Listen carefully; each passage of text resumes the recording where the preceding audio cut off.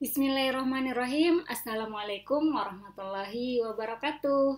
Selamat pagi anak-anak. Alhamdulillah kembali kita akan belajar bersama untuk muatan pelajaran pendidikan, kebersihan, dan lingkungan hidup. Sebelum kita belajar, mari kita berdoa menurut agama dan kepercayaan masing-masing. Berdoa dimulai.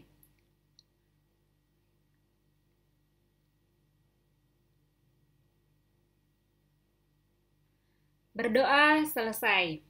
Anak-anak, hari ini kita masih akan membahas bab pembangunan ramah lingkungan.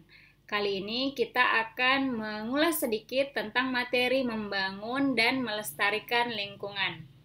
Yang pertama tentang bangunan ramah lingkungan. Menciptakan daerah yang maju diperlukan pembangunan ekonomi, sosial, politik, dan masyarakat. Upaya yang dijadikan orientasi kebijakan di setiap daerah adalah pertumbuhan ekonomi baik dalam bidang produksi, konsumsi, distribusi, dan pembangunan infrastruktur. Pembangunan infrastruktur membawa dampak bagi kerusakan lingkungan. Terjadinya kerusakan lingkungan mengakibatkan lingkungan menjadi kotor. Penebangan pohon dan pembukaan kawasan lahan baru untuk pembangunan menjadi bagian dari perilaku yang kurang bijak dari pemanfaatan sumber daya alam. Ya, bisa kalian perhatikan pada gambar, di sini ada pembukaan lahan baru untuk pembangunan jalan. Kemudian daerah pemukiman yang dulunya tanah kosong, lahan terbuka hijau, kemudian diubah menjadi pemukiman warga. Isu pemanasan global yang terjadi juga telah membuat cuaca menjadi lebih panas dan tidak bersahabat. Oleh karena itu, konsep bangunan sekarang menerapkan pola di mana bisa mengurangi suhu panas di luar tanpa harus menggunakan pendingin ruangan. Hal ini karena bahan kimia yang digunakan pendingin ruangan memerlukan energi listrik yang tinggi, juga menyumbang adanya polusi udara. Ada beberapa langkah yang harus ditempuh untuk membuat bangunan ramah lingkungan. Salah satunya adalah dengan mulai menggunakan bahan bangunan dengan konsep bangunan yang lebih ramah lingkungan. Contohnya, penggunaan kayu bisa diganti dengan baja ringan. Kayu merupakan hasil hutan.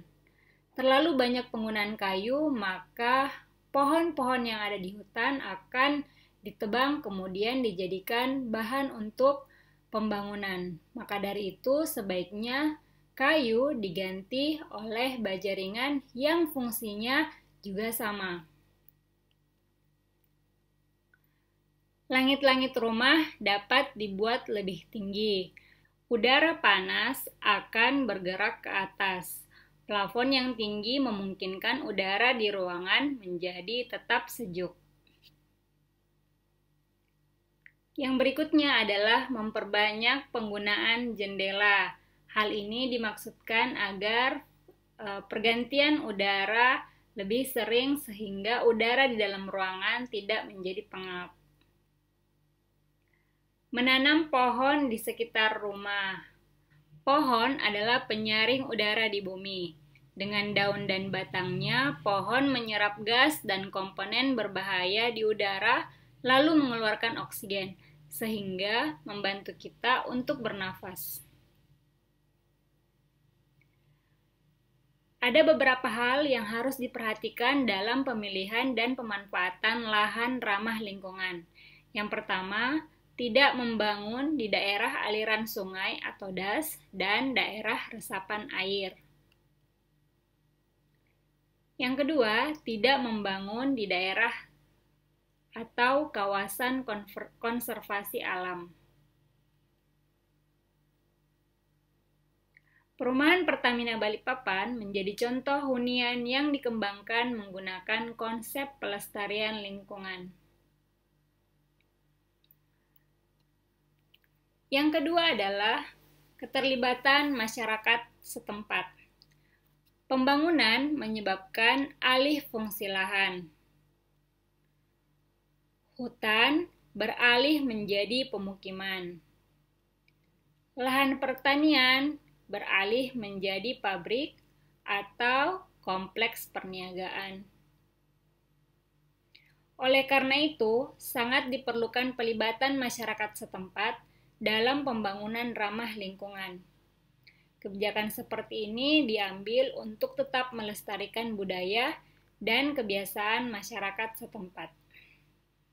Kalimantan Timur memiliki hutan yang sangat luas dan dianjurkan untuk melibatkan masyarakatnya dalam pembangunan. Diperlukan pembangunan yang merata bagi masyarakat Kalimantan Timur yang hidup dan tinggal di desa serta gigih dalam melestarikan lingkungan. Salah satu contoh yang baik bagi pembangunan ramah lingkungan dengan melibatkan masyarakat setempat adalah penataan kampung atas air.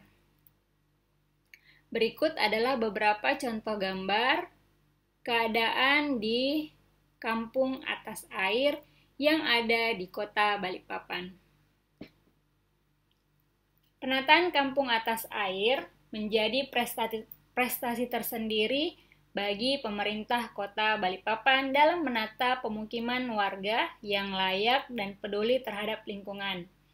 Perkampungan yang bersebelahan dengan industri kilang minyak Balikpapan ini sekarang menjadi tempat yang bersahabat dengan lingkungan.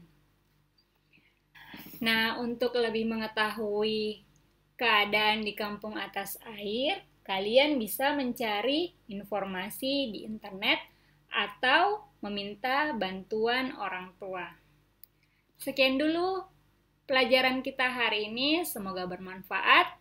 Assalamualaikum warahmatullahi wabarakatuh.